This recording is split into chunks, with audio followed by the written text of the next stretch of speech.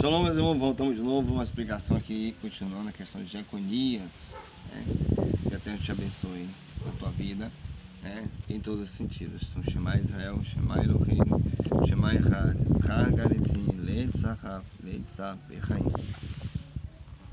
Ouve Israel, o Eterno é nosso Elohim, o Eterno é único, amarás o Eterno de todo o seu coração, de toda a sua alma, de todas as suas forças.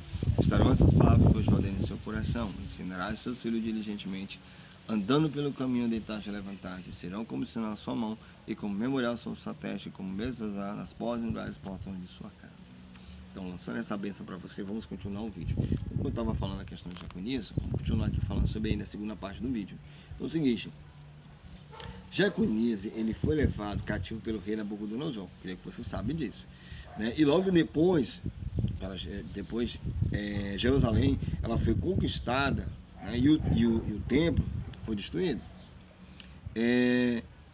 Como vou dizer você, de dentro da prisão, Jeconias, ele se arrepende e é o que? É libertado nos dias do rei Evil, o nome do metrô, Evil Merodach, né? Evil Merodach. O que aconteceu? Seu arrependimento ele foi aceito pelo Criador e a maldição removida de acordo com o que diz o Taná, né? E a maldição ela foi removida, mas com o templo destruído. Se foi destruído, pare e pense.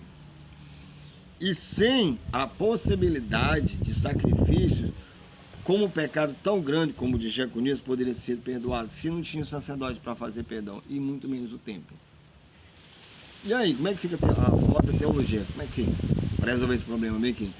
Mas olha só, perguntinha, afinal de contas, toda a razão pela qual o Nazareno morreu na cruz foi por quê? Porque foi, de acordo com Hebreus 9:22, aqui ó, sem derramamento de sangue não há perdão. Que sangue foi derramado para Jeconias ser perdoado? E aí, não tinha cordeiro, de acordo com Hebreus aqui, tinha que ter sangue para perdoar os pecados. E o templo foi destruído, não tinha como fazer sacrifício. Aí eu pergunto, foi perdoado, mas aí entra na genealogia? Não entra. Porque sem sangue de cordeiro, animal, bichinho, não há perdão. Mas no cristianismo eles inventaram essa história de morrer alguém para substituir isso aí. Mas mesmo assim, por isso, né, muitos comentaristas cristãos, como os pastores Charles Wright e Josh McDowell, eles continuam usando a primeira argumentação que eu falei aqui, apontando o quê? Apontando para a genealogia de Maria e não a de José. Tá entendendo? E não de José. Aqui em Mateus, aliás, eu tenho aqui um texto, Jeremias 22, versos 28 a 30, diz o seguinte: se Jesus tivesse sido gerado por José, ele não teria sido capaz de reivindicar os direitos legais sobre o trono de Davi. De acordo com a profecia de Jeremias 22, versos 28 a 30, não poderia haver nenhum rei em Israel que fosse descendente do rei Jeconias. Mas em Mateus capítulo 1, verso 12, relata que José era da linhagem de Jeconias. Então, o Nazareno teria sido da linhagem, de uma linhagem maldita, de uma linhagem amaldiçoada. E de acordo com Josh McDowell, de um livro chamado Right Defense, na página 188, ele sustenta isso. Uma maldição foi lançada sobre Conias, ou seja, Jeconias. De nenhum de seus descendentes se assentaria no trono de Davi. Se nosso Senhor fosse filho, é o que ele disse, mas se nosso Senhor fosse filho natural de José, não poderia assumir seu papel de Messias por causa dessa profecia, já que está ligada a Davi pela linhagem de Maria, não foi afetada pela maldição. Esse é o argumento de Charles Wright, no livro chamado Bible Annotation, Bíblia Anotada, a página 1183, no comentário em Mateus 1, verso 11. Tá entendendo aí? E ele diz, eles dizem, não poderia assumir seu papel de Messias por causa dessa profecia, já que está ligado a Davi pela linhagem de Maria. Não foi afetado pela maldição. Como é que não foi afetado pela maldição? Aqui um outro comentário de Charles de Wright, ele fala o seguinte: Se Jesus tivesse nascido apenas na linhagem de José, e assim de Jeconias, não estaria qualificado para reinar no trono de Davi no milênio. Que milênio, macho? Que milênio? Então a expectativa deles aqui, é claro, que é que você não perceba o problema com a genealogia de Lucas. Eles também não respondem porque Mateus afirma que a linhagem que ele escreveu é o registro correto. Também não se preocuparam em responder por que em Mateus não consta a linhagem correta, já que o objetivo claro dele é provar que o Nazareno cumpriu a tal profecia sobre a casa de Davi. Só lembrando que ele é filho de uma divindade não tem genealogia, a mãe dele era levita, o padrasto dele era de Judá, então não adianta nem você colocar qualquer outra profecia sobre isso que não vai dar certo. Outro ponto interessante aqui que eu quero citar é a descrição de Lucas, é que ele reconcilia as duas linhagens novamente em Shaltiel. Repare aqui no que eu falei aqui, nesse quadro todo, que foi falado em destaque, tanto Lucas como Mateus, ele inclui Shaltiel e Zerubabel, mas discordam sobre seus pais e filhos. Lucas, ele claramente queria o quê? Tirar fora de qualquer jeito de Jeconias. Aqui Mateus 1,17 diz: assim ao todo houve 14 gerações de Abraão até Davi, 14 de Davi até o auxílio da Babilônia e 14 do auxílio até o Cristo. O livro de Mateus aqui dá mais uma bola fora. Ele, após escrever a desastrosa genealogia, ele ainda tenta apontar para algo que não poderia ser mera coincidência. Sem dar nenhuma explicação sobre o significado disso, o autor deixa claro que não pode, se por acaso isso aconteceu. Alguns tentam explicar, mostrando que o nome de Davi em hebraico forma o número 14, Dalet, Vav, e usa o Dalet 9. Daí, irmão, o número 14. Mas como? Dalet, Vav e Dalet. 4, 8, 9, 10, 11, 12, 13, 14. Tá aí, irmão, dá 14, 5, que quer dizer o quê? Por isso, o número 14 representa o ciclo da dinastia de Davi. Muito bonito. O problema é que ao cruzarmos a linhagem em Mateus com as de 1 Crônicas, no capítulo 3, vimos que foram contadas 5 pessoas da lista. Veja lá o quadro que eu falei.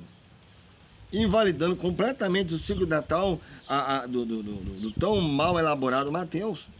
Isso só mostra claramente, meus queridos, que as genealogias são extremamente problemáticas e, portanto, preste atenção, não existe evidência alguma de que o Nazareno foi, de fato, um descendente de Davi e Salomão.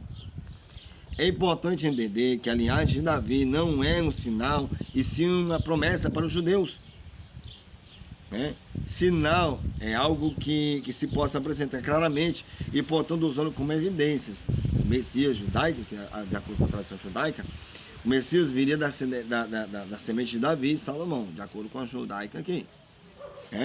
Essa é uma promessa que eles esperam. Se alguém cumprir todas as profecias messiânicas daqui imposto, como construiu o terceiro templo, o fim das guerras e conhecimento universal da terra, então ele é o verdadeiro descendente de Davi, de acordo com o pensamento israelita judaico e não com o samaritano, vamos saber disso. Mas aqui o apóstolo ele escreveu a seus discípulos para que parassem de preocupar com isso. Isso ele cita aqui, eu tenho um livro aqui, eu tenho tudo anotado aqui, em 1 Timóteo 1,4. Deixe de dar atenção a mitos e genealogias intermináveis, olha a arrumação, que causam controvérsias, em vez de promover a obra de Deus que é pela fé.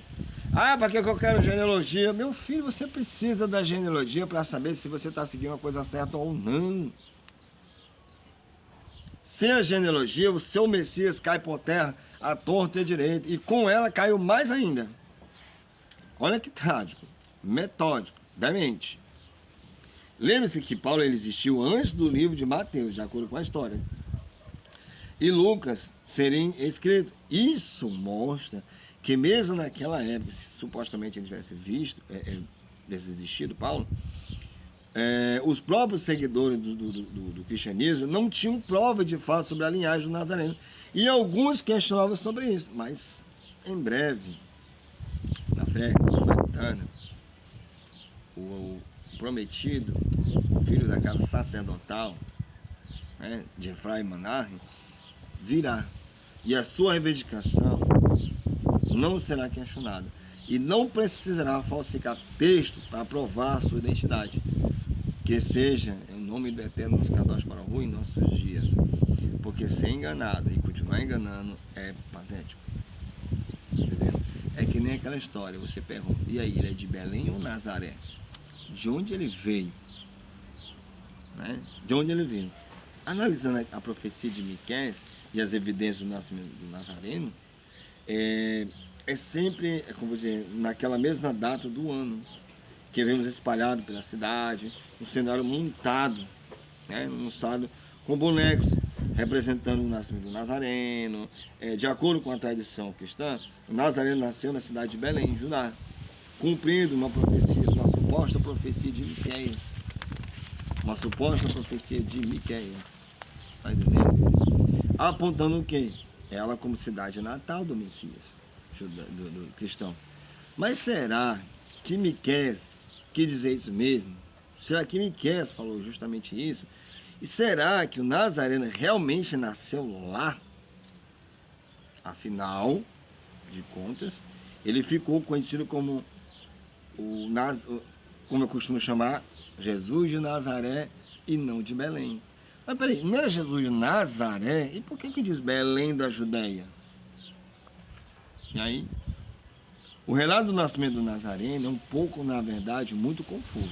No livro de Mateus, a família do Nazareno está em Belém, onde ele nasceu, Mateus 2:1. De lá ele foge de Herodes para o Egito, né? E no seu retorno à terra de Israel, ele vai para Nazaré. Aí vem a melhor parte. Aqui, de acordo com o autor de Mateus, o Nazareno veio para Nazaré para cumprir uma suposta profecia. Mateus 2:22-23, que diz, ó: tendo sido avisado em sonho, retirou-se para a região da Galileia e foi viver numa cidade chamada Nazaré. Né? Assim cumpriu-se o que foi dito pelos profetas. Ele será chamado Nazareno.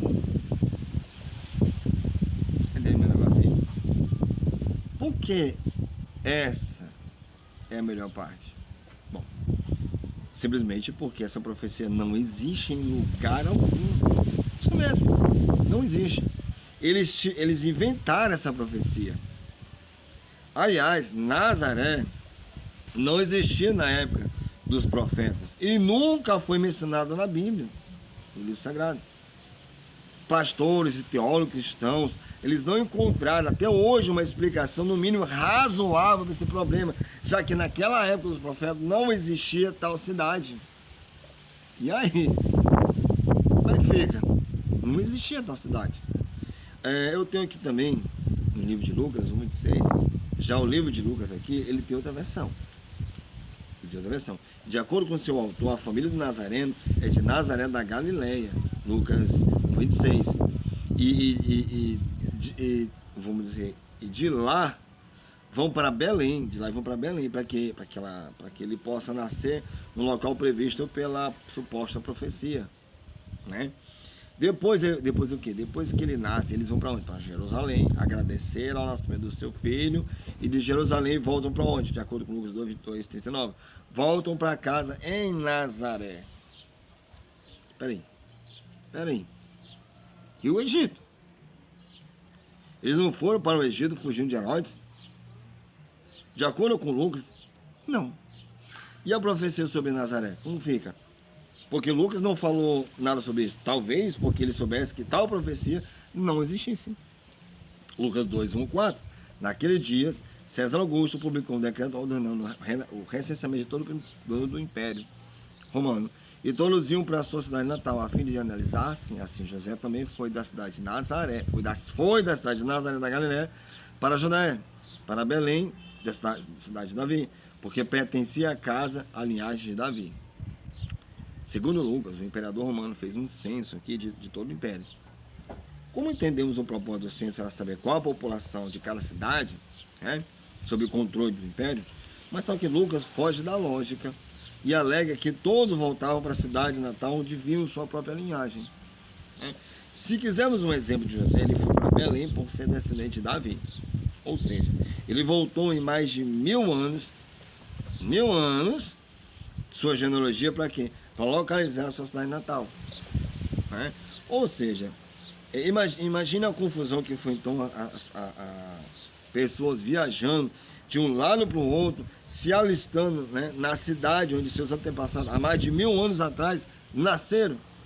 E o pior, imagina só, desse censo, que benefício traria o imperador dessa informação? O que ele ia fazer com essa informação? Estou sabendo que tu mora em São Paulo, mas que tu é de São Paulo, mas tu mora em Piauí, e daqui tem que voltar para lá. O que ele ia fazer com isso? O que fica claro dessa história é que a família do Nazareno era de Nazaré, mas o autor dessa história não queria que o Nazareno nascesse lá e sim em Belém. Esse interesse ele não existe nos autores dos livros de Marcos e João. Paulo também não se preocupa com isso. Mas por que Mateus e Lucas faziam questão de colocar o nascimento do Nazareno lá? Mateus ele responde alegando que o local do nascimento do Messias foi anunciado pelo profeta Miqueias. Mateus 2, 5 a 6, ó. Eles disseram, em Belém de Judéia, porque assim está escrito pelo profeta. E tu, Belém, és de Judá, de modo nenhum és menor entre as capitais de Judá, porque de ti cairá e sairá o guia que há de apacentar o meu povo de Israel. De acordo com a interpretação do Novo Testamento, o Messias aqui teria que nascer na cidade de Belém. Por quê? Portanto, o Nazareno nasceu lá, teria isso como sinal que comprovaria sua legitimidade como Messias. Ou seja, se isso realmente fosse uma profecia messiânica, ela só poderia funcionar se as pessoas pudessem identificar que ele realmente nasceu lá. Se como vou dizer para você, se todo mundo soubesse disso, ficaria evidente que essa profecia se cumpriu. Por isso que ele ficou conhecido naquela época como Jesus de Belém. Aí o que acontece? Eu tenho aqui Mateus 21, 11. Mas peraí. Tem uma coisa para você que também aqui. Ele não ficou conhecido assim, e sim Jesus de Nazaré, não foi Jesus de Belém. Mas será que o Novo Testamento não indica que as pessoas soubessem disso? Vamos ver aqui no Mateus 21, 11. Toda a cidade se alvoroçou dizendo, toda a cidade se alvoroçou dizendo, quem é este? A multidão respondia, este é o profeta Jesus de Nazaré da Galileia. Olha aí, Jesus de Nazaré da Galileia. Mateus 26, 71 diz, este homem estava com Jesus, o Nazareno. João 1, 45, 46. Felipe achou Natanael e disse, havemos achado aquele de quem Moisés escreveu na lei. Que eu não sei onde ele escreveu na lei. E os profetas, Jesus de Nazaré, filho de José, disse, Natanael, pode vir alguma coisa de boa de Nazaré? Vai primeiro dizer razão, então dá que presta tudo. Então sim, preste bastante atenção nessa mensagem. Aqui em João 7, 40 e 43.